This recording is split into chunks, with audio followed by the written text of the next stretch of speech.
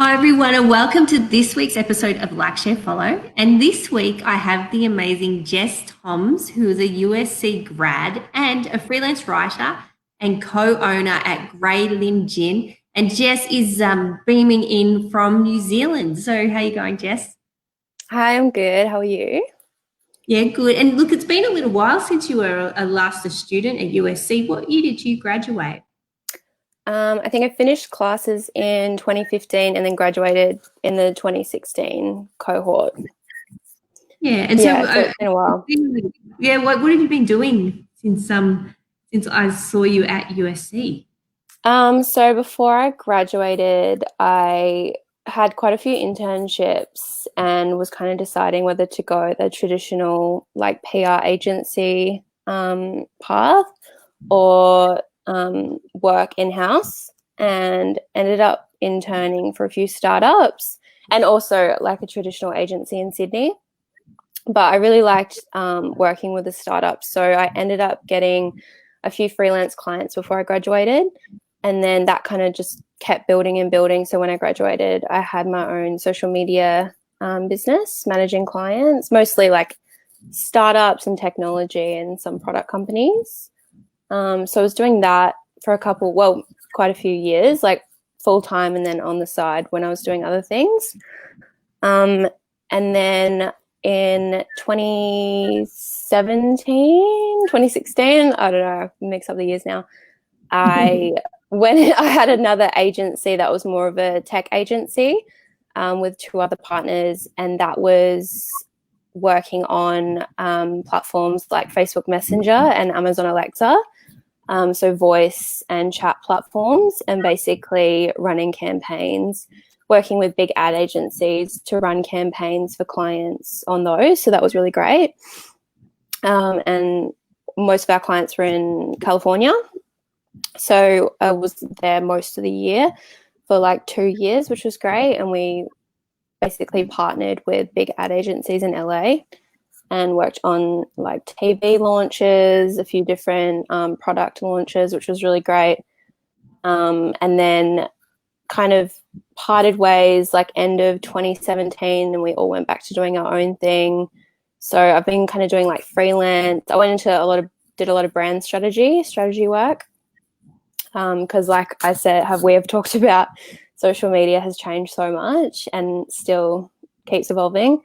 So I just kind of went back to freelancing, doing a bit of everything, kind of deciding what I wanted to do next.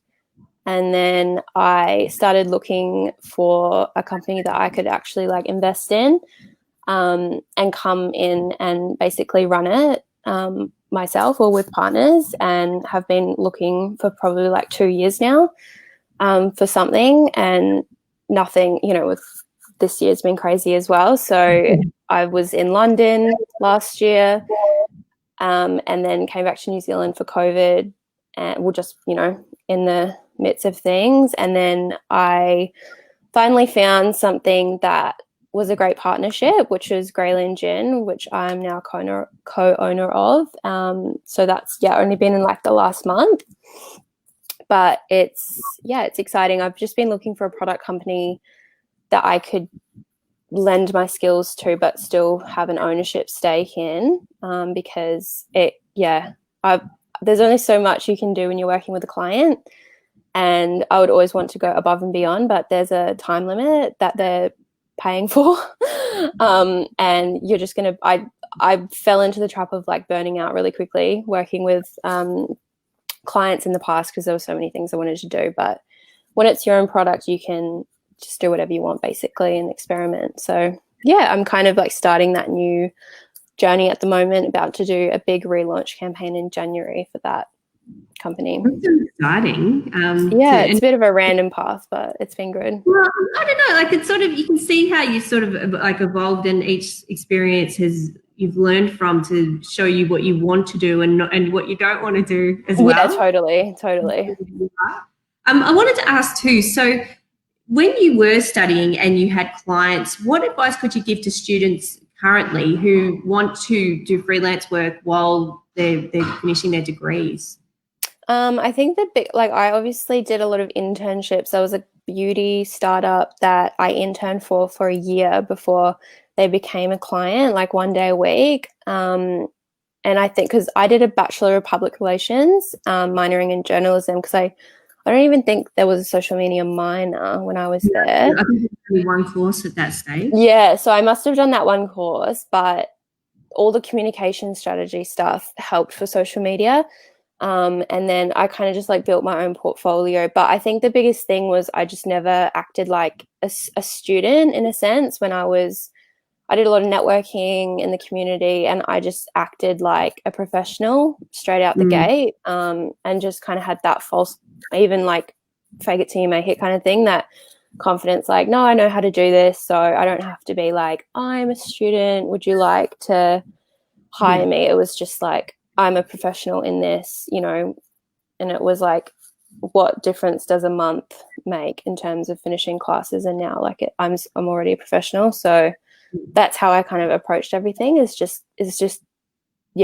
acting like a professional basically, because I see so many people maybe like tie themselves to that student identity a bit too much, but there's always going to come a time when you have to graduate literally into the workforce. And and if you think about it, like we're always learning anyway, so we're always going to be students in some respects. Totally. Especially in our career, like communication, social media, like there's like when I graduated, there was no TikTok, there was no like there's so many things that are completely different. Like even the influencers that I worked with back in like 2016, like some of them no longer work in social media, and there's always changing. Like people become, because I've worked a lot with influencers in the past, and people can become an influencer overnight from TV shows or just like a viral video. So it just changes completely like day to day. And so in terms of your career, what has been some of the best advice that you've been given? I think consistency, in kind of patience in the same strain. Like if you don't see the results of what you're doing now until like a year, you know, it might be a year away, but if you're consistent in, even if it's like a social media account for a client, you know, putting out content every day, for example, or just like self-improvement for your career, like consistency is the biggest thing. And there's so many things that I haven't realized that I was learning or growing at the time, and then like a year or 2 years later, I'm like, oh, I'm so grateful I was like putting in that little bit of effort every day. But I think consistency is a big part of it. And because you've been sort of freelancing and you've had your own business for quite a while. So what do you think is, you know, starting out in your own business, as say a new grad, even though you were already working in the field, what do you think set you apart from, say, other people in similar positions to help you to attract clients in that way? I think at the start, I probably had quite a small niche. I was working with a beauty company, and I remember looking in like my first year of uni, and all the graduate positions like still wanted you to have a year's worth of experience in the industry. And I was like, okay, well, that means I need to do, you know, this many internships to have that much experience by the time I graduate.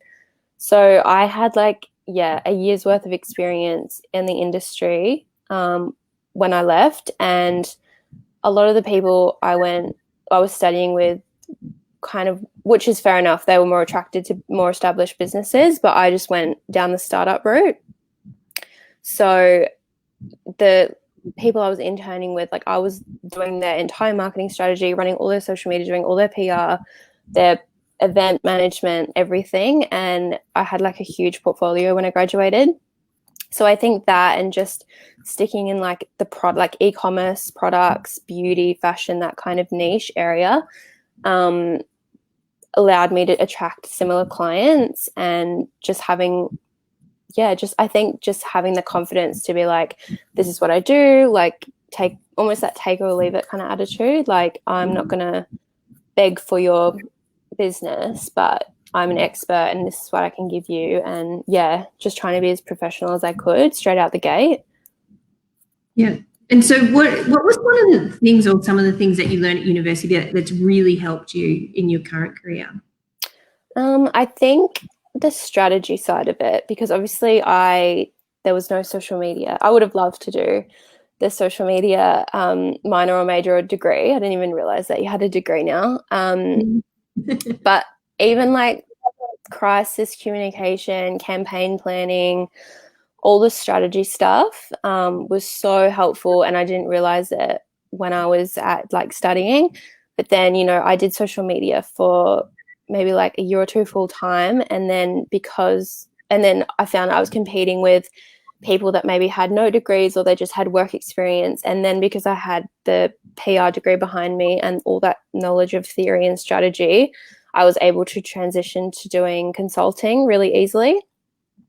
Because it's all strategy, and it's like so much more money, like than say like a part-time social media client. It's, I can come on and do your communication strategy for a year. So I kind of use that strategy in everything I learn at uni for campaign planning and the theory side of things, to transition and kind of evolve my career in that way. Whereas I think a lot of people who just had like work experience or maybe not the degree behind them couldn't offer that. Yeah.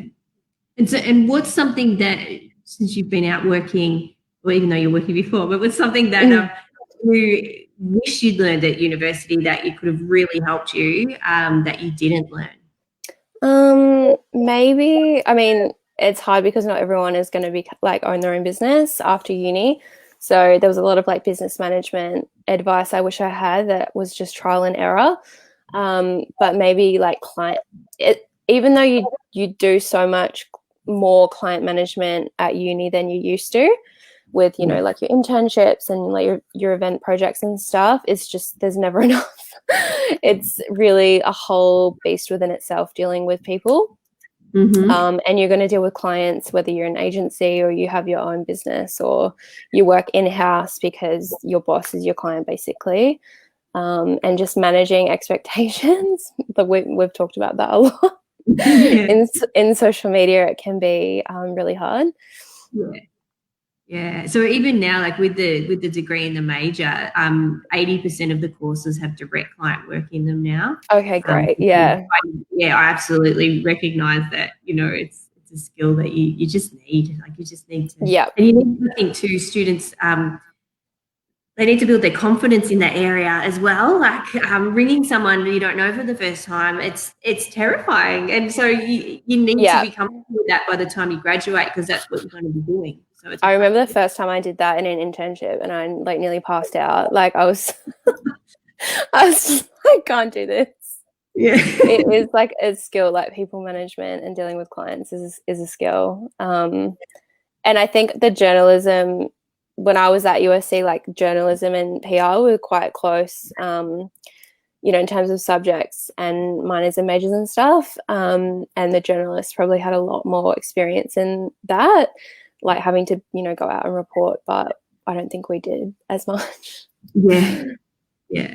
And so what is a skill that you, or not even a skill, but even a tip or a bit of information that's social media related that you have learned in the last couple of weeks that you could share with us?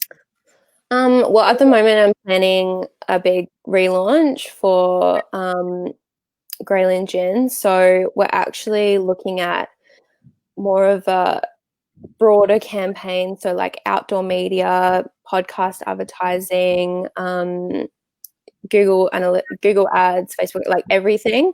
So I'm kind of working on a strategy of how we can, if we're buying a billboard, how does that translate to our social media content, and how does it, how can we track, conversions, or how do we basically create like an integrative campaign? So at the moment, I'm just kind of looking at how can I use like every single platform, even if it's not social media, and tie it to social media.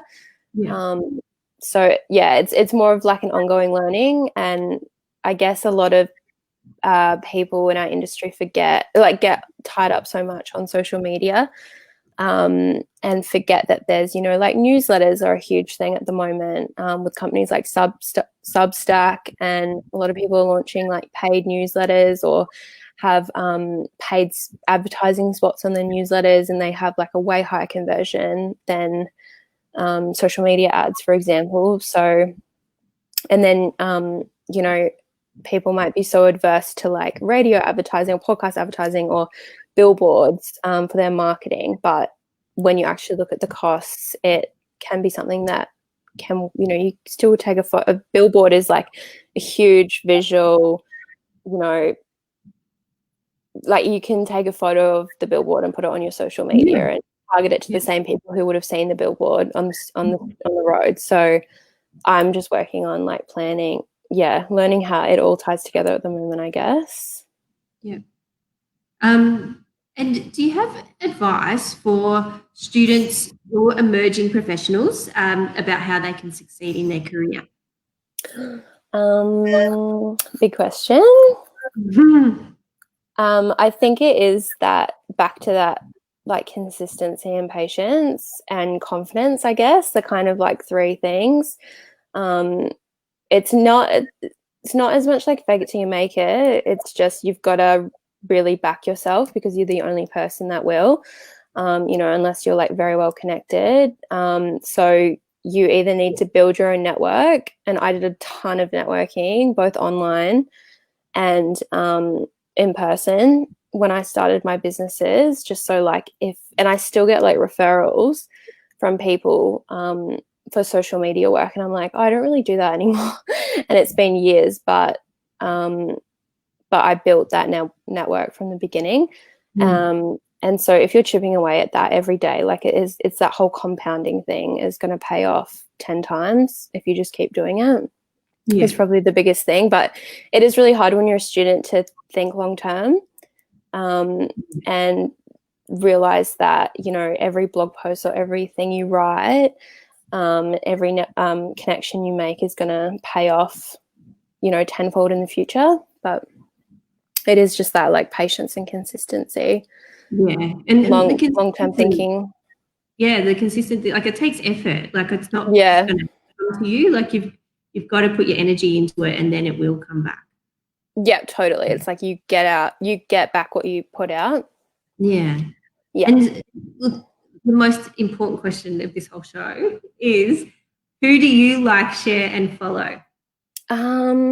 Well, at the moment, I'm like, if you looked at my news feed, you'd think I was an alcoholic, because I follow like every gin brand in the world and every New Zealand like vodka, like alcohol, everything. So it's like becoming every single one of my targeted ads now is an alcohol advertisement, which is a bit concerning, but it's market research, so it's fine.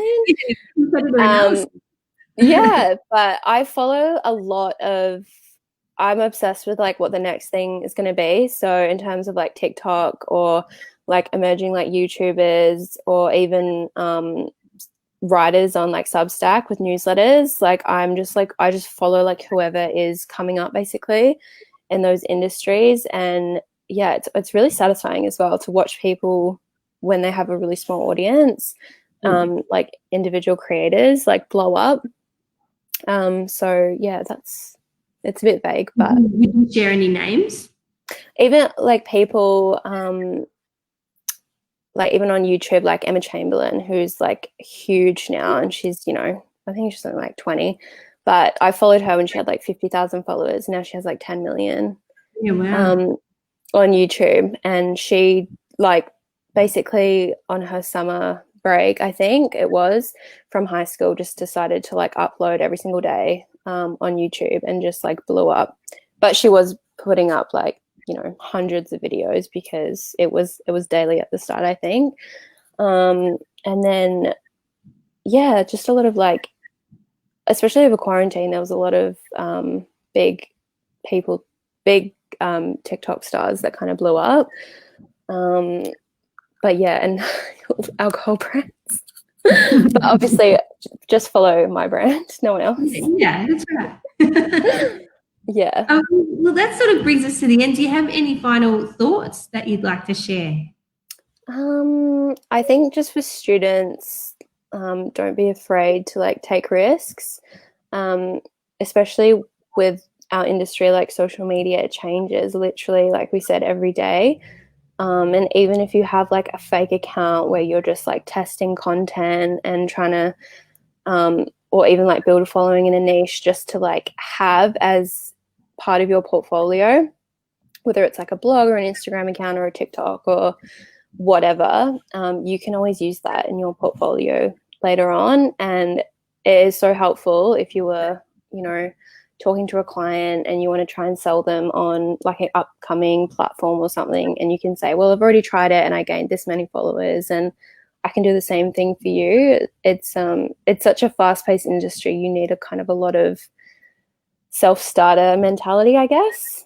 So yeah, that would be my advice. I think just to take some risks and don't be afraid of trying new platforms, because yeah, by the time you start and finish uni, there'll be a whole different social media landscape that you're going to be working in to what you started, which is crazy but also exciting. Yeah. I mean, I've got a short-term attention span, so social media is great for me. I know, and I like that it's always changing. Like there's always something new. Yeah. Well, thank you so much, Jess. That was so insightful, and I know not even students, but everyone who listened will gain something from your wisdom. So thank you. No worries. I really appreciate it, and stay safe in New Zealand. It's a nice place to be. So. Yeah, it's very good. Yeah, it's good. Very safe place to be at the moment. And so next week we have Luke Houston, who's a marketing coordinator at Tourism Noosa. And before we go, we've had Anthony Roberto has left some messages and made some comments. So he said, good afternoon from sunny Melbourne. And it was great to hear your story, Jess, and that your consistency, perseverance and determination has paid dividends. And he thanks you for sharing your career insights and wishes you best wishes for your future development and projects. Thank you. That's lovely. Thanks. So thanks, everyone. And we'll see you next week. Thanks. Bye.